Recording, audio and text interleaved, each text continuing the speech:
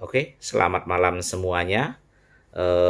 Untuk sesi ini kita akan membahas masalah tentang hukum adat Bali. Seperti yang kita ketahui bahwa hukum adat itu adalah salah satu sumber-sumber hukum yang ada di Indonesia. Selain undang-undang, doktrin, jurisprudensi, itu banyak macamnya dan kebiasaan itu adalah salah satu sumber hukum Indonesia, adat atau hukum adat. Perkenalkan, sebelumnya kami dari kelompok 3 akan membawakan presentasi makalah dari hukum adat Bali, di mana kelompok 3 ini beranggotakan pertama saya, Sobri, yang kedua Devi Arfiani Arinka, yang ketiga adalah Kiki Anggraini, dan keempat adalah Apriansa Ananda Putra. Seperti kita ketahui bahwa tujuan tugas ini adalah salah satunya untuk memenuhi capaian pembelajaran yang pernah kita sepakatin di awal. Salah satunya adalah tugas-tugas kepada mahasiswa. Untuk selanjutnya, masalah hukum adat ini, apakah itu pengertian hukum adat, dan ciri-ciri hukum adat akan dijelaskan oleh anggota kami berikutnya. Kepada yang lain, kami persilakan untuk menjelaskan tentang hukum adat Bali ini. Terima kasih.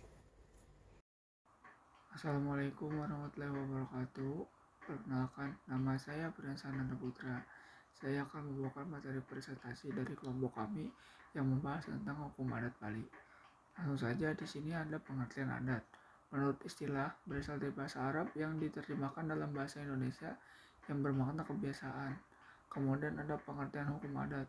Istilah hukum adat pertama kali dikenalkan secara ilmiah oleh Snokur Gonje dalam bukunya yang berjudul De Adjeher, yang menyebutkan istilah hukum adat atau adat menurut bahasa Belanda, yaitu sistem pengendalian sosial. Kemudian ada ciri-ciri hukum adat. Yang pertama, tidak tertulis.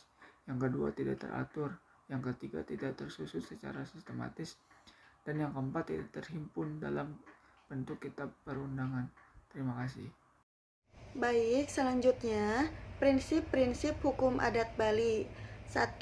Kepatutan dan keseimbangan merupakan asas umum dalam hukum adat.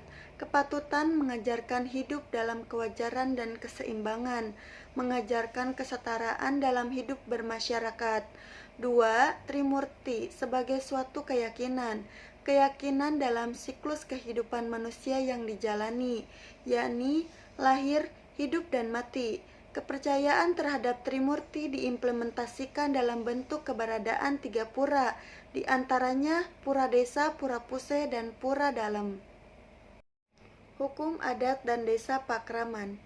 Yang pertama, desa tua adalah tipe desa yang ada di pegunungan. Tipe desa ini yang tidak dipengaruhi kerajaan. Kedua, desa Panage adalah tipe desa yang telah mendapat pengaruh kerajaan. Ketiga, desa anyar atau baru, desa yang dibentuk dari transmigrasi. Baik, saya serahkan kepada pemateri selanjutnya. Baik, terima kasih. Selanjutnya saya akan menjelaskan tentang sistem pernikahan adat Bali. Sistem pernikahan adat Bali bertujuan untuk memberi peluang leluhur menjelma, membentuk atau membina keluarga, menghasilkan penerus atau keturunan. Sistem pembagian waris. Menurut Ketut Sudanta, menempatkan laki-laki sebagai ahli waris dalam keluarga, sedangkan wanita hanya menikmati harta peninggalan orang tuanya. Selanjutnya, tindak pidana adat Bali dan sanksinya.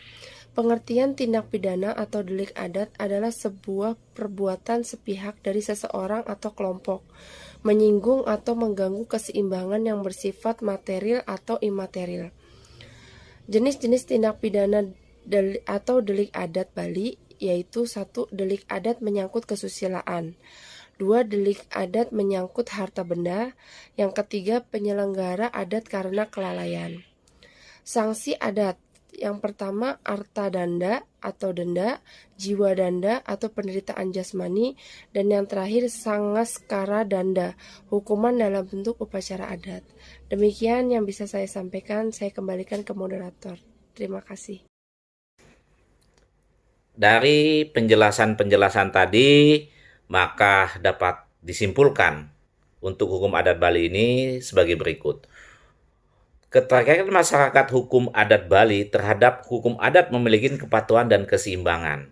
Adat Bali yang dijiwai dengan agama Hindu berada pada prinsip-prinsip yang dikenal dengan Trimurti, Trihita Kara, Tatwamsi, dan Trikaya Parisudi. Secara jelas hukum adat tampak pada desa Paksaman dengan sistem pewaris menempatkan anak laki-laki sebagai ahli waris. Masyarakat adat Bali menganut sistem kekeluargaan patrilineal. Masyarakat hukum adat Bali menganut sistem kekeluargaan patrilineal oleh karena sangat berpengaruh dan pengaturan pada perkawinan dan waris. Anak laki-laki adalah penerus keluarga dengan kewajiban hak untuk meneruskan keberlanjutan keluarga. Mungkin itu kesimpulan dari makalah kami. Kepada para audiens yang mau bertanya, kami persilakan. Terima kasih.